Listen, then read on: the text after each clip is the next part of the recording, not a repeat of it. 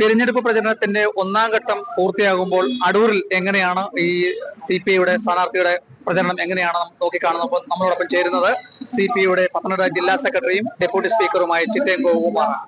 എങ്ങനെയാണ് അടൂരിൽ ഇപ്പോ സ്ഥാനാർത്ഥി 2 റൗണ്ട് പ്രചരണ പ്രവർത്തനങ്ങൾ പൂർത്തീകരിച്ചിരിക്കുകയാണ്.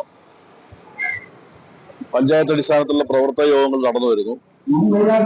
22-ാം തീയതി നാളെ വൈകുന്നേരത്തെ മണ്ഡലം തെരഞ്ഞെടുപ്പ് പ്രവർത്തക കൺവെൻഷൻ വിളിച്ചിരിക്കുകയാണ്.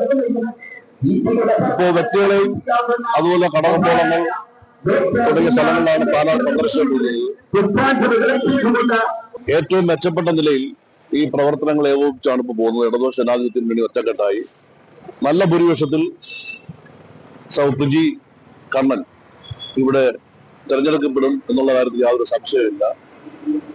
ഇന്നലെയാണെങ്കിൽ നമ്മുടെ സംസ്ഥാനത്തെ ഒരു മുഖ്യ ചാനലിൽ പ്രതിപക്ഷ നേതാവ് ഗുരുതരമായിട്ടുള്ള ഒരു ആരോപണം ഉന്നയിച്ചേക്കുന്നത് CPIയും BJPയുമായിട്ടുള്ള ഒരു അന്തർധാര സജീവമാണ്. എങ്ങനെയാണ് അതിനെ നോക്കിക്കാണുന്നത്? പ്രതിപക്ഷ നേതാവ് ഇപ്പോ പലപ്പോഴും പലതും പറഞ്ഞുകൊണ്ടിരിക്കുകയാണ്. അദ്ദേഹത്തിന് സ്ഥിരതയില്ലാത്ത നിലയിലാണ് ഇപ്പൊ സംസാരിച്ചുകൊണ്ടിരിക്കുന്നത്. അതൊന്നും ഞങ്ങൾ കാര്യമായി എടുക്കുന്നില്ല. സ്ഥാനാർത്ഥി പ്രഖ്യാപനം UDFന്റെ അവസാന ഘട്ടത്തിലാണ്. പക്ഷെങ്കിൽ നമ്മൾ പ്രചരണത്തിൽ ഒന്നാം ഘട്ടത്തിൽ മുന്നേറി കഴിഞ്ഞു. ഇത് നമ്മൾ സംസ്ഥാനത്തിൽ മൊത്തത്തിൽ പിണറായിയുടെ ഒരു 3ാം ടൈമിന്റെ ഒരു തുടർച്ച പ്രതീക്ഷിക്കാമല്ലോ. തീർച്ചയായും കേരളത്തിലെ ഇടതുപക്ഷ ജനാധിപത്യ മുന്നണി വീണ്ടും വലിയ ഭൂരിപക്ഷത്തിൽ 3ാമതും അധികാരത്തിൽ വരാൻ പോകുന്നു എന്ന ഒരു നല്ല പ്രൊപ്പഗാൻഡയാണ് കേരളത്തിലൊട്ടായി നിന്നും കിട്ടിക്കൊണ്ടിരിക്കുന്നത്. ജനങ്ങളാകെ ഈ ഇടതുപക്ഷത്തിന് അനുകൂലമായി ചിന്തിച്ചുകൊണ്ടിരിക്കുകയാണ്. ഈ ഗവൺമെന്റിനെതിരായി പറയാനായിട്ട് ഒന്നുമില്ല.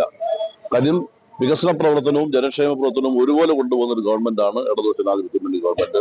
പിണറായിയുടെ നേതൃത്വത്തിലുള്ള ഈ മുന്നണി വീണ്ടും അധികാരത്തിൽ വരും. തുടർച്ചയായി 3ാം ടൈമിലും പിണറായി സർക്കാർ അധികാരത്തിൽ എത്തുമെന്നുള്ള ആത്മവിശ്വാസമാണ് ഡെപ്യൂട്ടി സ്പീക്കർ ചിറ്റയം ഗോപകുമാർ ഉൾപ്പെടെയുള്ളവർ നമ്മളോടൊപ്പം പ്രതികരിച്ചിട്ടുള്ളത്. കേരള വിഷൻ ന്യൂസിന് വേണ്ടി ക്യാമറ പേഴ്സൺ പ്രദീപ് അങ്ങാടിക്കൊപ്പം പ്രസാദം ജെ, പത്തനംതിട്ട.